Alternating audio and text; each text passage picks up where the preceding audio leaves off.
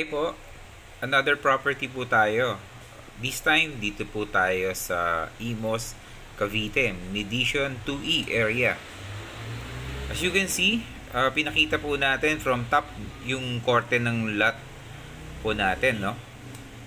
With improvements po ito, more than 2 houses po yung nakalagay sa loob mismo ng lot.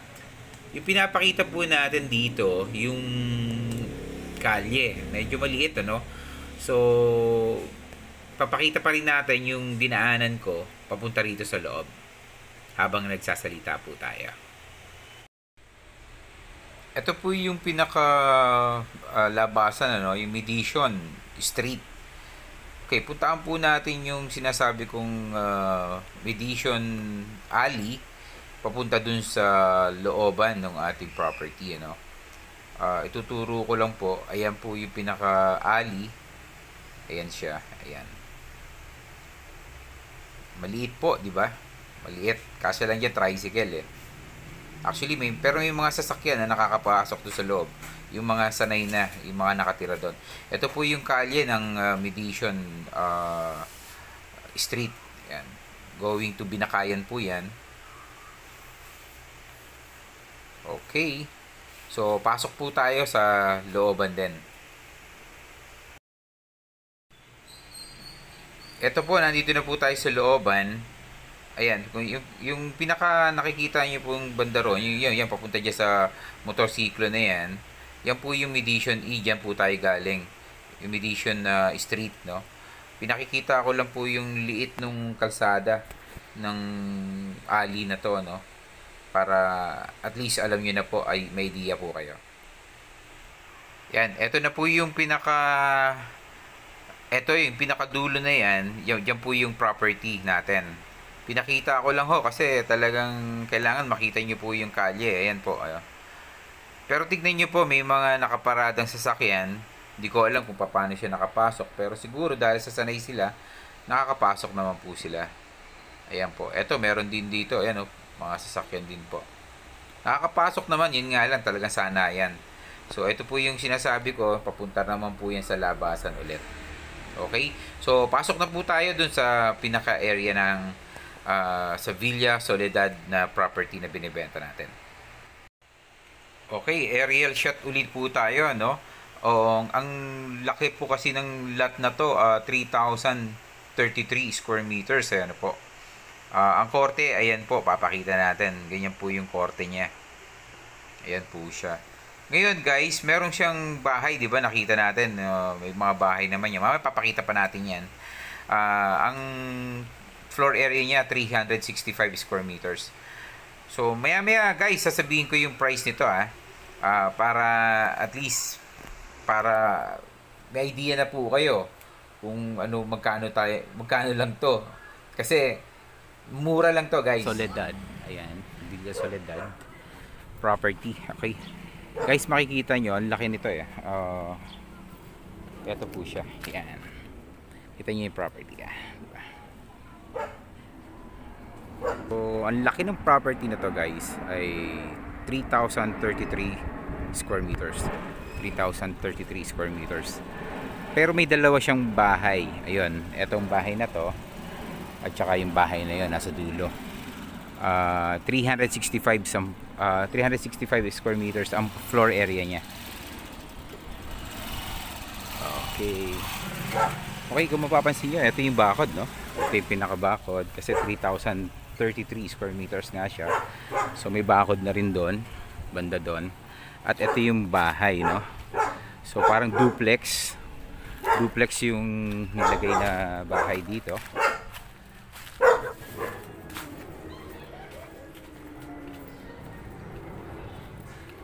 Okay, kung mapapansin nyo guys, ito may bakod din dito, no? So lahat nabakuran niya yung 3,033 square meters na lote. Ang problema lang yung alley, kasi yung kaya pinakita natin kanina sa drone natin, yung kalye kasi medyo maliit lang.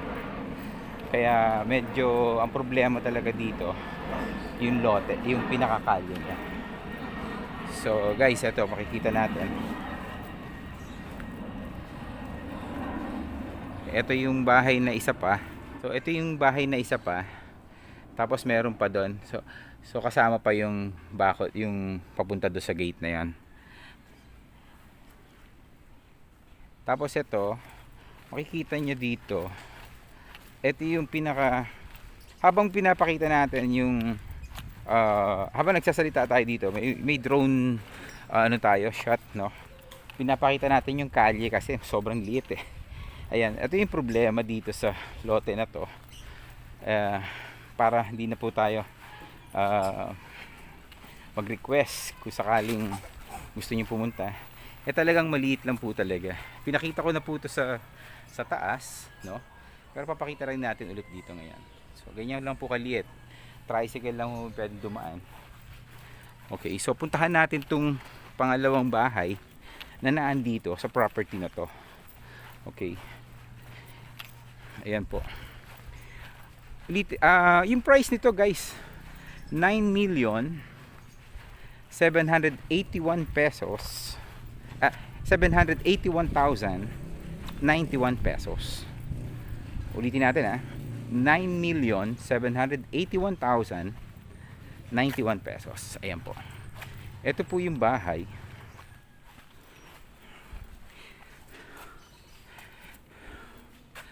Okay. Okay, ito yung pinakabahay dito, no? Sakop pa rin to ng property do sa 3,033 square meters. Ayan po.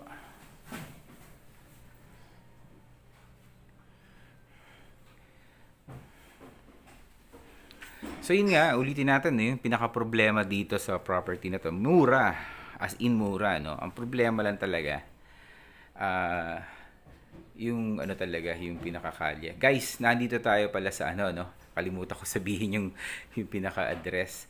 Medition 2E, Imos, Cavite.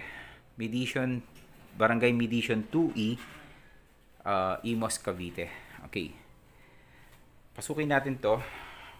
Itong property na to. Ayan. Ito po yung pinaka-kitchen. Pero yung pinaka-kisame talagang medyo sira-sira na, no? Ito yung pinaka-CR, kitchen. Tapos may dalawang kwarto rito. Ito yung isang kwarto. Yan. Okay.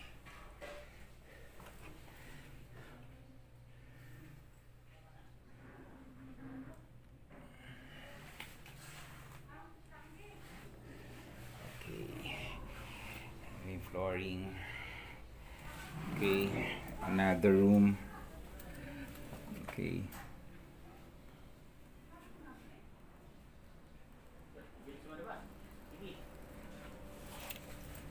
Yan yung flooring.